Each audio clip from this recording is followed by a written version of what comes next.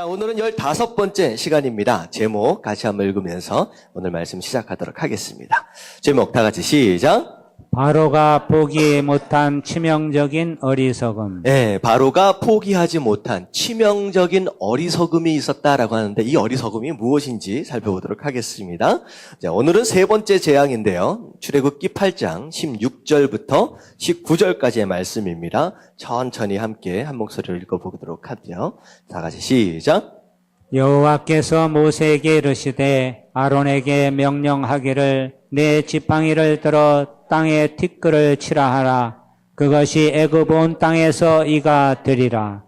그들이 그대로 행할세 아론이 지팡이를 잡고 손을 들어 땅에 티끌을 치매 애굽 온 땅의 티끌이 다 이가 되어 사람과 가축에게 오르니 요술사들도 자기 요술로 그같이 행하여 이를 생기게 하려 하였으나 못하였고 이가 사람과 가축에게 생긴지라. 요술사가 바로에게 말하되 이는 하나님의 권능이니이다 하였으나 바로의 마음이 완악하게 되어 그들의 말을 듣지 아니하였으니 여호와의 말씀과 같더라. 아멘. 아멘. 자, 10가지 재앙 가운데 이번에 이제 세 번째 재앙인데요. 자, 여기까지 지금 외우고 계시는지 한번 테스트 한번 해보겠습니다. 자, 지난번에 가르쳐드렸던 이거 앞글자만 띄어가지고 우리가 외웠었죠. 다 같이 한번 외워보도록 할게요. 시작. 강계이파가 도구맥함장. 강계이파가 도구맥함장. 이게 이제 첫 번째가 강이 뭐예요? 나일강이 피로 변하는 거. 자, 개가 뭡니까? 개구리 재앙. 이가 뭐예요? 네, 이 재앙입니다. 이 재앙. 자, 여기까지 이제 쭉 보면서, 이제 오늘이 세 번째 재앙인데, 사실 제가 이제 재앙들을 쭉 공부를 하면서 느끼는 것이 무엇이냐. 야, 개구리가 재앙이 될 수도 있고, 이가 또 재앙이 될 수도 있겠구나. 근데 사실 이가 어떻게 생겼어요, 이가? 티끌을 치니까 그 티끌, 이게 흙이거든요. 땅이거든요. 이 땅이 이가 될 수 있어요. 이게 땅이 갑자기 이가 돼서 해충이 돼서 사람을 괴롭히는 거예요. 어떻게 보면 하나님의 재앙은 예측이 가능해요, 불가능해요? 불가능. 이게 불가능한 것 같아요. 어떻게 이것이 재앙이 될 수 있을까 생각될 수 있는 것들이 재앙이 될 수 있다는 거예요. 그래서 저는 그 생각을 해봤어요. 하나님께서 주시는 재앙도 예측 불가능하고요. 하나님께서 주신 축복 또한 사실 예측이 불가능합니다. 그래서 재앙에 대한 예측 불가능함에 대해서는 우리가 뭘 생각해야 되느냐? 여러분, 하나님의 재앙은 피할 수 있을까요? 없을까요? 절대 피할 수 없어요. 우리가 상상할 수 있고 예측할 수 있는 부분이 아니라는 거예요. 그래서 재앙에 대해서 절대 피할 수 없습니다. 그렇다라고 한다면 하나님께서 우리에게 주시는 축복 또한 예측 불가능해요. 그래서 우리가 뭘 생각해야 되느냐? 여러분들 축복에 대해서 기대하실 수 있게 되길 주님의 이름으로 축원합니다. 아멘. 그냥 우리가 막연하게 생각하면 이거 잘하면 이거 주시겠지. 이거 잘하면 이거 주시겠지. 이런 정도의 수준의 하나님의 축복이 아니라는 거예요. 제가 요즘에 TV 이렇게 광고를 이렇게 보니까 그 선전인 것 같아요. 크레딧 카드 선전인 것 같아요. 보험인가? 뭔가 선전인 것 같아요. 근데 선전을 보니까 이게 농작물을 걷어들였는데 감자가 얼마나느냐? 감자가 이만한 거예요. 이렇게 수박이 또 이만한 거예요. 근데 그걸 보고서 뭐라 그러냐? 심은 대로 걷는 게 아니라 그 이상을 걷도록 해주겠다. 그런 광고인 것 같아요. 근데 그걸 광고를 보면서 어떻게 보면 우리가 요만큼을 심으면 얼마 정도를 예측합니까? 한 이 정도를 예측을 하는 거예요. 하지만 하나님의 축복은요, 예측 불가능한 거예요. 저주도 마찬가지고 축복도 마찬가지고. 그래서 여러분들, 하나님께서 혼내실 때 피하려고 생각하지 마시고, 그리고 하나님께서 주신 축복에 대해서는 기대할 수 있는 우리 모습들 되어야 한다라고 하는 거예요. 자, 그래서 이 재앙, 참 신기한 거예요. 어떻게 이를 가지고 하나님께서 재앙을 내리실 수 있을까? 자, 이 재앙을 살펴보기 전에 두 번째 재앙서부터 우리가 좀 살펴볼 필요가 있어요. 자, 두 번째 재앙이 뭐였었죠? 개구리. 개구리 재앙입니다. 개구리로 인하여 너무 힘들어지니까 바로가 모세에게 기도 요청을 해요. 기도 요청을. 모세야, 좀 기도를 좀 해달라. 그랬더니 모세가 기도했더니 응답하십니까? 안 하십니까? 하세요. 저는 바로의 기도에 응답하시는 하나님을 통하여 뭘 생각을 했느냐? 잠시 잠깐 낮아지니까, 잠시 잠깐 자존심 내려놓고 포기하니까 바로의 기도에도 응답하신다는 거예요. 그 바로라고 할지라도, 바로가 어떤 존재입니까? 이스라엘 백성들을 그렇게 괴롭혔던 존재예요. 하나님의 백성을 아들 낳으면 어떻게 했어요? 죽여라라고까지 할 정도로 그렇게 못된 놈이에요. 못된 놈이라는 게 심한데, 하여튼간 그런 바로였다는 거. 근데 이 완악하고 이 나쁜 바로라고 할지라도 잠시 잠깐 낮아지고 겸손해지니까 그 기도에도 하나님이 응답하신다는 거예요. 여러분, 이 말씀을 통해 우리가 첫 번째 깨달아야 할 것이 무엇이냐? 다 같이 1절 같이 한번 읽어보도록, 1번 같이 한번 읽어봅니다. 다 같이 시작. 낮아짐이 하나님의 은혜를 부른다. 자, 우리가 원래 어떤 존재였던 어떤 사람이든 상관없어요. 상관없어요. 바로도 응답받아요. 바로도 은혜를 입는다라고 하는 거예요. 우리가 전에 얼마나 나쁜 짓을 했든, 얼마나 죄짓고 살았든, 얼마나 연약했든 상관이 없이 지금 이 순간 하나님 앞에 뭐 하기만 하면요, 낮아지기만 하면, 하나님 앞에서 겸손할 수 있다라고 한다면 그 누구도 은혜를 받을 수 있다라고 하는 거예요. 이거 굉장히 중요합니다. 그래서 제가 너무나도 자주 사용하는 이제 성경 구절인데, 야고보서 4장의 6절 말씀 같이 한번 읽어보도록 할게요. 다 같이 시작. 그러나 더욱 큰 은혜를 주시나니 그러므로 일렀으되 하나님이 교만한 자를 물리치시고 겸손한 자에게 은혜를 주신다 하였느니라. 자, 그러나 더욱 큰 은혜를 주시나니, 하나님의 마음은 우리를 향하여서 은혜를 부어주고 계세요. 부어주시길 기대하고 원하시고 계신다는 거예요. 근데 중요한 건 뭐냐면, 누가 은혜를 누리느냐, 누가 은혜를 못 누리느냐는 뭐에 따라 달려있느냐? 바로 여기에요. 마음의 자세요. 하나님이 어떤 자를요? 교만한 자를 물리치신다. 마음이 자꾸 높아지고 자존심 세우고 버티고 고집부리고 하는 그런 마음, 그런 교만한 마음을 가진 사람은 하나님 어떻게 하신다? 물리치신다가 무슨 뜻이에요? 내가 그와 싸우겠다라고 하는 거예요. 다시 말하면 자존심 뻣뻣하게 세우고 내가 잘났다, 나 혼자 살아볼만 하다라고 그런 마음을 가지고 있는 사람은, 자, 한번 보자, 나랑 한번 싸워보자. 여러분들, 하나님하고 싸우면 어떻게 됩니까? 환도뼈가 부러져요. 하나님하고 씨름하지 마십시오. 하나님하고 싸우려고 덤비면 코피 터지는 거예요. 힘들어지는 거예요. 우리가 싸울 대상은 누구예요? 사단이에요. 그럼 진짜 재밌는 건요. 진짜 재밌는 건 성도들이 하고 있는 영적인 싸움의 80%, 90%는 누구와의 싸움인 것 같아요? 하나님과의 싸움이에요. 잘 생각해 보세요. 우리가 정말 싸워야 할 대상은요, 사단이에요. 골리앗이에요. 근데 정말로 골리앗과 사단과 싸우는 사람은 극히 드뭅니다. 거의 대부분의 성도들은요, 하나님하고 싸워요. 하나님은 이게 맞다, 이게 진리다, 이게 바른 길이다, 이것에 순종하라고 하나님은 끊임없이 말씀을 통하여 경고하시고 지도하고 계시는데, 나는 어떻게 하고 있어요? 그 하나님과 버티는 거예요. 조금만 기다려보세요. 조금만 기다려보세요. 내일 하겠다는 거예요. 거의 대부분이 하나님과 씨름합니다.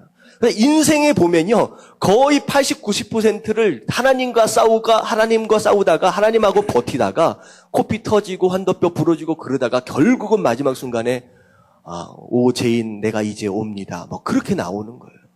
여러분들, 시간을 절약하시길 주님의 이름으로 축원합니다. 아멘. 왜 교만해져서 왜 하나님과 싸우냐는 거예요. 근데 뭐라고 말씀하시냐? 교만한 자는 내가 싸우겠다, 내가 반드시 부러뜨려 버리겠다 말씀하시는데, 뭐라고 얘기해요? 겸손한 사람에게는 뭘 주신다? 은혜를 주신다. 은혜가 무슨 뜻입니까? 은혜가 무슨 뜻이에요? 받을 만한 자격이 없는데 주시는 거예요. 하나님께서 우리가 얼마나 깨끗한지, 얼마나 바른지, 옳은지 그거 점검하고 주시는 게 아니라 받을 만한 자격이 처음부터 없어요. 근데 겸손하기만 하면 바로처럼 못된 놈이거든요. 근데 잠시 잠깐 낮아지기만 하니까 그냥 부어주시는 거예요. 여러분, 하물며 하나님의 백성이 하나님 앞에서 기도하며 겸손해질 수 있다라고 한다면 응답하실까요? 안 하실까요? 하십니다. 여러분들 이 응답을 받으시길 주님의 이름으로 축원합니다. 아멘. 아멘. 제가 예배를 드린다든지 이제 캠프를 간다든지 수련회를 간다든지 보면 이제 대부분의 많은 사람들이 은혜를 많이 받습니다. 하나님을 경험해요. 말씀을 통하여 깨달음이 있고 내가 이런 사람이구나 결단을 하게 돼요. 근데 유독 그들 가운데 몇몇 은혜 받지 못하는 사람들이 있어요. 이상하게. 여러분들 은혜를 못 받는 것은 뭐 때문이냐? 뭐 때문이냐? 나 때문이에요. 내가 뭔가를 고집하고 붙들고 놓지 못하는 그런 부분들이 있으면요. 절대 은혜 받지 못합니다. 절대 은혜 받지. 사실 이 시간도 마찬가지. 여러분들 제가 딱 보면요. 말씀에 반응하는 얼굴들이 있어요. 그리고 제가 중간중간 조크를 좀 합니다. 별로 이렇게 웃기지 않는데 여러분 조크에 웃어주십시오. 아멘.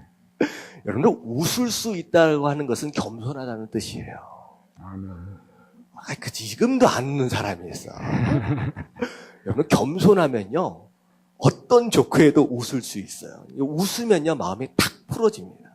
제가 코미디언이 아님에도 불구하고 중간중간 우습지도 않은 조크를 하는 이유가 있어요. 왜 그러냐면 중요한 거는 하나님의 말씀이 어딜 통하여 들어가요? 여러분들의 마음을 타고 들어갑니다. 근데 마음이 이렇게 닫혀 있으면요. 이게 안 들어가. 끝까지 고집을 부리고 마치 초롱성처럼 담을 쌓고 있는 사람이 있어요. 근데 그 사람들에게 가장 좋은 특효약은 조크예요. 조크로 해서 탁 한번 웃으면요. 말씀을 향하여 마음이 탁 열려요. 아무래도 이제 목사가 조크를 배워야 될 것 같아요. 참 이게 안 웃어져. 그래가지고 참 쉽지 않은데 여러분들 웃긴 얘기가 있으면 웃으시고 안타까운 얘기가 있으면 눈물이 또 흘러나올 수 있고 여러분들 이런 마음이 있는 사람은 그 어떤 장소에 있든지 여러분들 은혜를 받습니다. 아멘. 내가 은혜를 받느냐 은혜를 못 받느냐라고 하는 것은 내 마음에 겸손함이 있느냐 없느냐에 해당되는 거예요. 여러분들 잠깐이라도 탁 낮아지니까 응답하시는 하나님. 여러분 말씀 앞에 하나님 앞에 그냥 뭐 이것저것 고집 부리지 마시고 내려놓고 그냥 낮아질 수 있는 겸손해질 수 있는 저와 여러분들 되시길 주님의 이름으로 축원합니다. 아멘. 근데 이제 바로가 잠깐 낮아졌는데 이 바로가 원래 이 겸손함하고는 별로 친하지가 않아요. 원래 특성 자체가. 자, 보세요. 15절 말씀을 한번 읽겠습니다. 다 같이 시작. 그러나 바로가 숨을 쉽게 있게 됨을 보았을 때 그의 마음을 완강하게 하여 그들의 말을 듣지 아니하였으니 여호와께서 말씀하신 것과 같더라. 자, 개구리가 싹 없어졌어요. 딱 없어지고 나니까 이제 좀 숨 좀 쉴만한 거예요. 이제 좀 괜찮은 것 같아요. 그러니까 어떻게 돼요? 겸손해졌던, 잠시 잠깐 낮아졌던 그 마음이 다시 어떻게 됩니까? 다시 올라가기 시작하는 거예요. 싹 올라가기 시작합니다. 어떻게 보면 낮아지기 참 어려운 사람이 바로와 같은 사람입니다. 이게 우리가 여기서 좀 생각할 게 뭐냐면 바로와 모세를 좀 비교를 좀 할게요. 바로와 모세. 바로든 모세든 어디에서 자란 사람이에요? 왕궁. 다 왕궁에서 자란 사람이에요.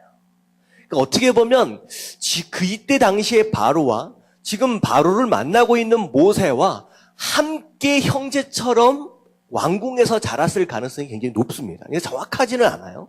근데 함께 자랐을 가능성이 높아요. 비슷한 또래 안에서. 그런데 어떻게 했으면 모세는 정말로 겸손해졌거든요. 바로는 끝까지 하늘 꼭대기까지 올라가서 굉장히 교만합니다. 두 사람의 인생에 있어서 두 사람의 큰 차이를 딱 얘기하라 그러면 뭘 얘기할 수 있을까요? 뭐가 있었고 뭐가 없었어요? 권력. 네. 그러니까 겸손해질 수 있는 이유. 모세는 40년의 광야가 있었고요. 바로는 없었어요. 그러니까 다시 말하면 하나님께서 겸손을 위해서 허락하시는 고난들이 있어요. 모세 또한 만만치 않은 사람입니다. 내가 이스라엘을 구원해 보려고 애썼던 사람이에요. 모세도 뭐 교만으로 얘기한다면 사실 바로와 비길 수 없는 상황이죠. 하지만 모세에게 허락되어진 건 뭐냐면 40년 동안의 광야. 어렵고 쉽지 않은 그런 생활들 가운데 어떻게 돼요? 자기가 죽어지고 나가질 수 있었다라고 하는 거예요. 그래서 어떻게 보면요, 하나님께서 우리에게 은혜를 주시고 싶은데 은혜를 주시려고 하는데 우리의 마음이 어떻게 되는 상태냐? 교만한 거야. 그래서 은혜를 주시기 위해서 하나님께서 어쩔 수 없이 강행하신 것이 뭐예요? 우리 삶 가운데 고난일 수 있다는 거예요. 그래서 저는 그렇게 생각합니다. 말씀에 의해서 보면 여러분들 힘들고 어렵고 괴로운 일들이 닥쳐왔다. 그것으로 해서 몸부림치는 가운데 하나님을 붙들 수밖에 없다라고 한다면 여러분들 뭘 기대하셔도 좋느냐? 고난 뒤에 무엇? 은혜를 기대하셔도 좋습니다. 왜? 고난을 통하여 내가 어떻게 될 수 있으니까? 낮아질 수 있으니까. 여러분들 이런 사람들을 하나님이 찾고 계신다라고 하는 거예요. 근데요, 이 바로가 사실 그렇게가 되기 쉽지 않아요. 잠깐 낮았다 또 교만해지고. 정말로 이런 마음도 있을 것 같아요. 이 자기는 화려한 옷을 입고 저 위에 앉아 있는 사람이거든요. 내가 바로인데. 그 당시 가장 강력한 나라의 왕이잖아요. 근데 모세의, 소위 말하는 모세의 꼬락서니를 한번 생각해 보세요. 모세가 무슨 옷을 입고 있을까요? 누더기입니다, 누더기. 양치는 그냥 허름한 그런 옷 입고 서 있는 거예요. 그러니까 자기가 딱 위에 서 있고 모세는 저 밑에서 누더기 입고 있을 때 내가 이 모세 앞에서 낮아진다라고 하는 게 이게 허락되어지지 않는 거예요. 뭐예요, 뭐? 안에 뭐가 있는 거예요? 강한 자존심이에요. 난 다 누구에게든 내가 무릎 꿇을 수 있어도 너한테 내가 꼭 무릎 꿇는 건 내게 네 종의 후손들 아니냐는 거예요. 내가 네 앞에서 무릎 꿇는다라고 하는 건 도저히 용납이 안 된다는, 요거 지키지 못하니까요. 그까지 버티니까 결국은 바로가 어디까지 가요? 자기 아들 장자가 죽는 데까지를 버티는 거예요. 여러분들 고집 부리지 마십시오. 이 바로가 가지고 있던 치명적인 어리석음은 바로 뭐냐? 자존심이에요. 하나님 앞에서 자존심을 세운다는 것만큼 그렇게 어리석은 것이 없습니다. 여러분, 자존심이 중요합니까? 은혜가 중요합니까? 여러분, 인생은 자존심으로 사는 게 아니에요. 옛날 어른들 보면 누굴 믿을 바에라 뭘 믿어라? 야, 주먹을 믿어라. 이게 뭐가 강한 사람들이 하는 얘기냐? 자존심이에요. 그러니까 다시 말하면 자수성가 하신 분들 있잖아요. 이런 분들이 가장 강합니다. 내가 여기까지 왔다는 거예요. 내가 여기까지 이루어냈다라고 하는 거예요. 여러분, 그런 사람들 하나님 믿으려면 어떻게 되는지 아세요? 이 자존심을 하나님이 깨버리시는 거야. 네가 뭘 알 수 있느냐. 네가 지금 은혜로 살았는데 하나님이 그걸 깨닫게 하시는 거예요. 그래서 낮아지게 되는 거예요. 바로 끝까지 고집을 부립니다. 그 자존심을 놓지 못하는 거예요. 사실 이 고집 부리는 인생 참 안타까운 인생인데 이걸 보면요. 이게 사도 바울의 그 인생을 통하여서 우리가 좀 깨달을 바가 좀 있어요. 사도행전에 보면 바울 사도가 굉장히 강한 사람입니다. 의지도 강하고 사실 자존심도 대단한 사람이에요. 근데 예수님을 만나게 된 그 상황 자체를 간증을 하는데 사도행전에는 세 군데의 간증의 내용들이 나와요. 이거 보면 9장에 나오고 22장에 나오고 26장에 나옵니다. 근데 이 세 가지 간증이 다 비슷비슷해요. 근데 26장에만 나오는 특별한 표현이 있어요. 이게 이제 사도행전 26장 14절 말씀인데 같이 한번 읽어보도록 합니다. 다 같이 시작. 우리가 다 땅에 엎드려짐에 내가 소리를 들으니 이브리 말로 이르되 사울아 사울아 네가 어찌하여 나를 박해하느냐 가시체를 뒷바질 하기가 내게 고생이니라. 네, 예수님이 나타나셔서 말씀하신 내용인데 여기서 26장에만 표현되어지는 단어가 뭐냐면 가시체를 뒷발질한다는 거예요. 가시체를 뒷발질한다. 그러면 가시체가 뭐냐면 짐승들에게 몰아가기 위해서요. 채찍으로 막 심하게 때릴 필요가 없이 막대기 같은 거에다가 가시 같은 거 뾰족뾰족한 걸 달아놔요. 그래가지고 톡톡톡톡 말 안 들면 건드립니다. 그러면 따끔따끔 하거든요. 그러면 여기다 내가 잘못된 길을 가구나 깨닫고 그냥 앞으로 가는 거예요. 근데 하나님께서 잘못된 길로 가려고 하는 인생을 향하여서 가시대로 톡톡톡톡 됐더니만 이 인생이 뭐하고 있어요? 그 자존심 때문에 그걸 뒷발질한다는 거예요. 여러분들 톡톡톡톡 따끔따끔 할 수 있는 이 가시체를 뒷발질을 하면 이게 발이 어떻게 되겠습니까? 발이 이제 피가 나고 이제 아프겠죠. 근데 이게 이런 거예요. 바로처럼 하나님께서 지금 간단한 가시채를 들이대시면서 아니야 겸손해져야 돼라고 툭툭 치실 때 자존심 좀 내려놓고 하나님 앞에 순종할 수 있으면 적당히 가는데 이걸 갖다가 뒷발질을 하는 거예요. 그래서 결국은 애굽도 망하고 자기도 다 망하는 거예요. 결국은 다 누구 손해입니까? 지금 누구 손해예요? 바로 손해예요. 바로. 여러분들 이게 굉장히 심각한 겁니다. 그래서 낮아지면 하나님께서 은혜를 주신다라고 말씀하시는 거예요. 그런 가운데 여러분들 기억하십시오. 내가 하나님 앞에서 낮아져야 되겠구나. 자존심이 별로 중요한 게 아니구나. 마찬가지로 구약의 나만 장군 이야기 있잖아요. 문둥병에 걸렸어요. 이스라엘에서 포로로 잡아온 여종에 의해서 결국은 누굴 만납니까? 엘리사를 만나요. 근데 엘리사를 만나러 딱 갔더니만 뭐라 그래요? 나와 보지도 않는 거예요. 그래도 내가 그래도 아람 군대 장군인데 나와 보지도 않아. 그리고 뭐라 그러냐? 요단강 가서 7번 씻어라. 이 나만 장군이 엄청 열받습니다. 내가 누군데? 군대들을 데리고 왔으니까 엘리사고 뭐고 선지자고 뭐고 싹 쓸어버리고 싶은 거예요. 근데 거기서 누가 얘기를 하느냐? 거기 있는 이제 부하가 더 힘든 것을 요구했다라고 할지라도 해야 할 수 있는 것이 아닙니까? 그러니까 나아만 장군이 그렇구나. 그래서 요단강에 들어가서 7번을 씻는데 언제 딱 치유를 밤을 받는지 아세요? 1번, 2번, 3번 씻으면서 점점 나은 게 아니라 딱 7번째가 끝나고 나아요. 7번 씻으러 들어가는 나반 장군의 마음은 어떤 마음이냐? 1번 들어갔더니만 열받아. 안 났잖아. 2번 들어갔더니만 지금 내가 뭐 하고 있느냐는 거야. 이게 왜 화나지요? 이게 하나도 변화가 없어. 3번, 4번, 5번 들어가면서 어떻게 될 것 같아요? 점점 내 마음이 포기되어지는 거예요. 7번째 딱 들어가서 완전히 하나님 앞에 내려놓고 하나님 앞에 맡깁니다. 그게 되니까 거기에서 탁 씻음을 받는 거예요. 여러분, 은혜는 이런 분들에게 임한다라고 하는 거예요. 근데 저는 뭐라고 생각하느냐? 교만은요, 질병입니다. 질병이에요. 꼭 고쳐야 돼요. 이거 안 고치면 은혜 받을 수 있을까요? 없을까요? 없어요. 여러분들 꼭 하나님 앞에선 자존심 세우지 마시고 찬양할 때 손 들고 할렐루야 찬양하는 이게 뭐가 부끄럽어요? 이게 다 자존심 때문이에요. 마음껏 하나님께 찬양하고 기도할 때 눈물 흘리는 거 여러분 자존심 지키지 마십시오. 나 아프고 힘든 것들 누구 앞에서 센 척해요. 여러분들 기도는 뭐라고 말씀을 드렸느냐? 몸에 힘을 빼는 것이 기도라고 말씀을 드렸어요. 씨름이 기도가 씨름이 아니에요. 오히려 몸에 힘을 빼는 거예요. 그랬을 때 뭐에 힘을 빼야 되느냐? 어깨에 힘을 빼야 돼요. 센 척하지 마십시오. 여러분 의사를 찾아가가지고 안 아픈 척하는 사람만큼 어리석은 사람이 어디 있어요? 저도요. 의사를 딱 찾아갔을 때 제 목소리와 설교할 때 제 목소리와 반응이 굉장히 다릅니다.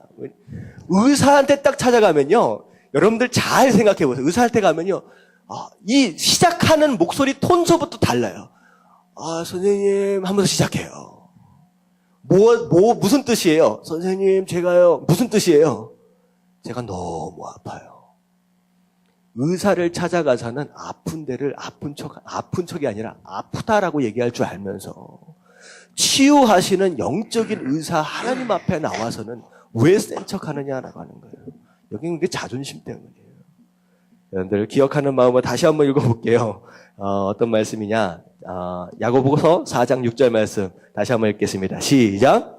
그러나 더욱 큰 은혜를 주시나니 그러므로 일렀으되 하나님이 교만한 자를 물리치시고 겸손한 자에게 은혜를 주신다 하였느니라. 네, 그래서 하나님 앞에서 끝까지 겸손히 낮아질 수 있는 저 여러분들 되시길 주님의 이름으로 축원합니다. 아멘. 자, 그러다가 자, 이제 고집을 부리다가 결국은 3번째 재앙이 임했는데 그게 이 재앙입니다. 자, 어떻게 해서 이가 되었느냐? 17절 말씀을 보니까 땅을 지팡이로 탁 치라. 그러면 땅을 지팡이로 탁 치면 뭐가 일어나요? 먼지가 팍 일어나잖아요. 그랬더니만 이 먼지가 뭐가 돼버렸느냐? 이가 돼버린 거예요. 이가. 자, 이 재앙이 주는 특별한 의미가 있습니다. 특별한 의미. 이게 뭐냐면요. 이는 혹시 기억나세요? 저도 초등학교 다닐 때 어렸을 때 이가 있었던 것 같아요. 그래서 오늘 보면 보통 이는 어디 사느냐? 머리에 많이 살아요. 그래가지고 참빗이라고 하는 거 다 모르시는 것 같아요. 아시죠? 예. 좀 반응을 이렇게 해주셔야 돼요. 처음 듣는 얘기처럼. 참빗을 가지고 이렇게 머리를 이렇게 딱 빗으면 이게 이가 어떻게 하다가 하나씩 딱 떨어져요. 그러면 어떻게 하냐면 손톱으로 이렇게 딱 누르면 딱 깨져요. 다 그게 감칠맛 납니다. 이렇게 딱 깨지면 죽었다. 젊으신 분들은 잘 모르는 것 같은데 이게 이가 어떤 해충이냐면 어떤 사람에게 있는 해충이냐면 더럽고 잘 안 씻는 사람들. 이게 뭐냐면요. 가난과 더러움의 상징이에요. 이게 특별한 의미입니다. 왜냐하면요. 애굽은 그 당시에 가장 강력하고 가장 부유한 나라예요. 지금 바로가 입고 있는 옷을 생각해 보십시오. 그야말로 세계 최고의 명품을 입고 있습니다. 이것만큼 화려하고 이것만큼 어떻게 보면 종들이 있었다라고 하는 것은 뭐 하겠다라는 거냐? 더러운 거 내가 안 만지고 싶은 거야. 힘든 거 내가 안 하고 싶은 거예요. 그래도 내가 귀족인데 귀족 의식을 가지고 있는 거예요. 내가 더러운 거 그러니까 마치 뭐라고 하면 럭셔리한 삶의 대명사예요. 애굽이라고 하는 나라. 애굽, 와, 그 화려한 궁전. 뭐 이렇게 보세요. 엄청나게 강한. 그런 것들을 딱 보면서 뭘 생각하느냐? 하나님, 이 애굽이 교만한 게 거기까지 올라간 거예요. 그런데 그것을 하나님이 밟으시는 거예요. 네가 깨끗하다고, 네가 부요하다고, 네가 귀족 같다고 우습게 하나님이 여기시는 거예요. 거기에 일을 딱 풀어버리니까 어떻게 돼요? 그 명품 같은 화려한 옷을 입고 있는 바로가 뭐 하고 있어요? 이 때문에 박박박박 긁고 있는 거예요. 그 높아진 자존심을 하나님께서 뭐 하시느냐? 그냥 밟아버리신다라고 하는 거예요. 졸지에 더럽고 가난한 나라가 되어버렸습니다. 하나님의 단 하나의 지팡이질로 말미암아. 이게 얼마나 중요하냐. 자, 두 번째 같이 한번 읽어보도록 하겠습니다. 시작. 스스로 높아지려는 자는 하나님이 낮추신다. 자, 어떻게 보면 낮아지는 사람에게는 하나님의 은혜를 주시지만 자꾸 잘났다고 올라가는 바로 그런 사람은 하나님께서 뭐 하시느냐? 낮추신다는 거예요. 이게 어떻게 보면 밟으시는 거예요. 불쑥불쑥 올라올 때마다 하나님 밟으시는 거예요. 그래서 야고보서 4장 10절 말씀 같이 한번 읽어봅니다. 시작. 주 앞에서 낮추라. 그러하면 주께서 너희를 높이시리라. 자, 하나님 앞에서 낮아져야 된다. 낮아지면 하나님이 어떻게 하세요? 하나님이 올리시는 거예요. 스스로 올라가면 하나님이 낮추시는 거예요. 마치 시소와 같아요. 그래서 여러분들이 존귀한 삶을 살기 원한다라고 한다면 스스로 어떻게 해야 된다? 낮아지면 돼요. 그래서 이 세상에서 정말로 가장 존귀한 분 하면 누가 생각이 납니까? 예수 그리스도. 그분이 어쩌다가 그렇게 존귀한 분이 되어졌는지 생각해 보세요. 가장 높은 곳에서 어떻게 됐었어요? 가장 낮은 죄인의 자리까지 내려오시니까요. 하나님이 높이시는 거예요. 올라가면 하나님 밟으시는 거예요. 그래서 이스라엘 사람들이요. 회개 기도할 때 일반적으로 어떻게 회개 기도하는지 혹시 아세요? 뭘 뒤집었어요? 재와 티끌을 뒤집었습니다. 재와 티끌을. 다윗도 그랬고요. 이스라엘 사람들이 정말로 하나님 앞에서 통곡하고 회개할 때의 모습은 재와 티끌을 뒤집어 쓰는 거예요. 무슨 모습이냐? 하나님 앞에 낮아지는 거예요. 그냥 땅바닥까지 낮아지는 거예요. 하나님, 나는 이런 재 같은 존재입니다. 하나님, 나는요, 이런 티끌 같은 존재입니다. 정말로 별것이 아닙니다. 하나님, 나를 불쌍히 여겨주세요. 라고 하는 그 마음이 되어질 때, 하나님 그 기도에 응답하신다라고 하는 것이죠. 그래서 사실 또 이런 게 있어요. 이게 뭐가 이로 변했느냐? 티끌이 뭐냐면 땅이에요, 땅. 이 땅은요, 그 애굽 사람뿐만 아니라 누구든 어떻게 보면 우상시 되어질 수 있는 굉장히 특별한 존재입니다. 왜냐하면 땅을 통하여 모든 소산을 얻어요. 농사를 지어도 마찬가지고 목축업을 해도 마찬가지고 결국은 땅을 통하여 얻는 거거든요. 이거 그 땅 의지하고 그 땅 바라보니까 어떻게 되느냐? 정말 우리 삶 가운데 필요한 그 땅 자체가 뭐가 돼버려요? 나를 괴롭게 하는 해충이 되어버린다는 거예요. 해충이. 마찬가지입니다. 땅은 누가 주신 거예요? 하나님이 우리를 위해서 주신 거예요. 축복입니다. 애굽이 누릴 수 있는 축복 중에 하나예요. 근데 교만해지고 그게 우상화 되어버리니까 하나님이 그 땅 자체가 괴롭게 하는 그런 문제로 해충으로 변하게 하시는 거예요.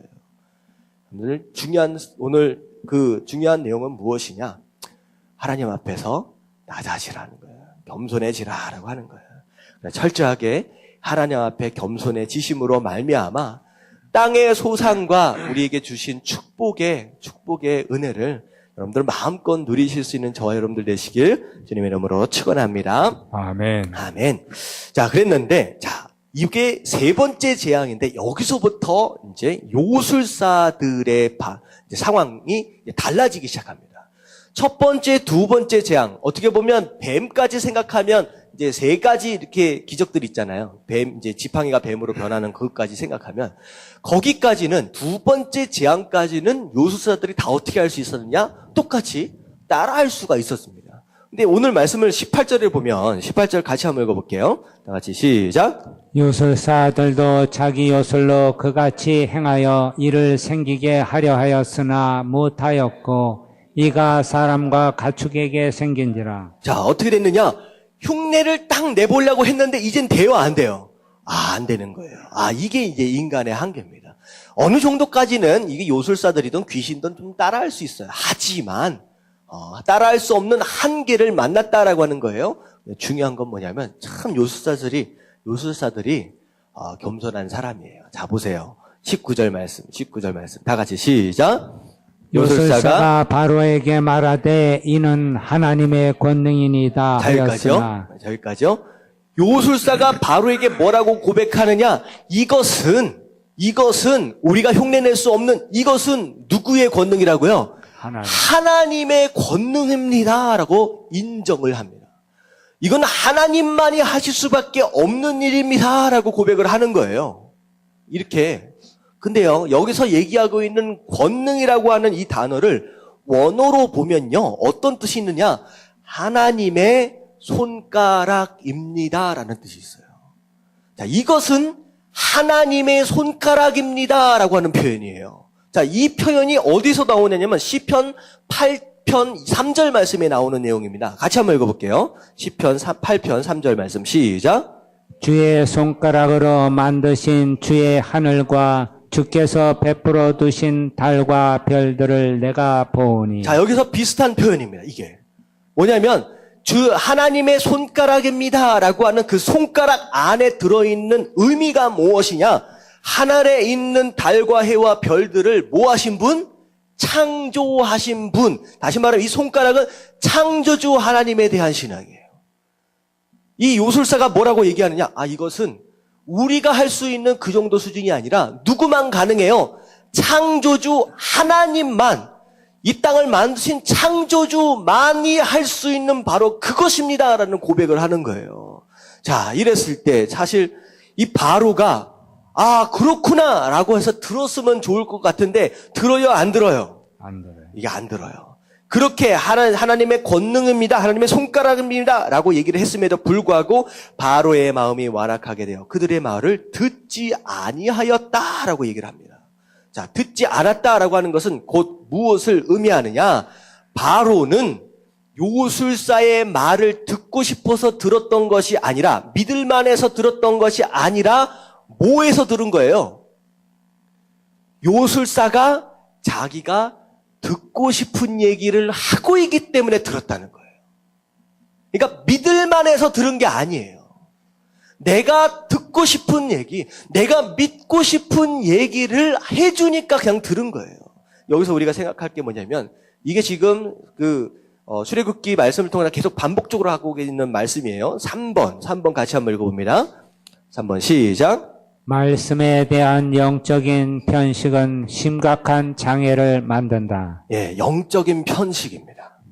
내가 듣고 싶은 말을 골라 듣는 편식적인 이런 모습, 이게 결국은 영적인 영양실조를 가지고 옵니다. 그 영양실조가 결국은 우리 삶 가운데 심각한 장애를 가지고 올 수 있다는 거예요. 다 그래요. 제가 만나서 이야기를 해보면요. 분명히 제가 말씀을 통하여 전한 바가 있는데 자기 생각이 있는 거예요. 어떻게 보면 말씀을 통하여 말씀을 다 듣는 게 아니라 골라 듣는 편식적인 그런 부분들이 많다라고 하는 거예요. 그래서 지난주에 우리가 암송했던 구절, 디모데전서 4장 3절부터 4절까지 말씀 한번 다시 한번 읽어보도록 하겠습니다. 시작. 때가 이르리니 사람이 바른 교훈을 받지 아니하며 귀가 가려워서 자기의 사욕을 따를 스승을 많이 두고 또 그 귀를 진리에서 돌이켜 허탄한 이야기를 따르리라. 네, 진리가 있는데 진리는 아파요. 진리는 아파요. 생각해 보세요. 바울 사도가 베스도 총독한테, 우리 사도행전 보고 있잖아요. 벨릭스죠. 벨릭스 총독한테 얘기를 했어요.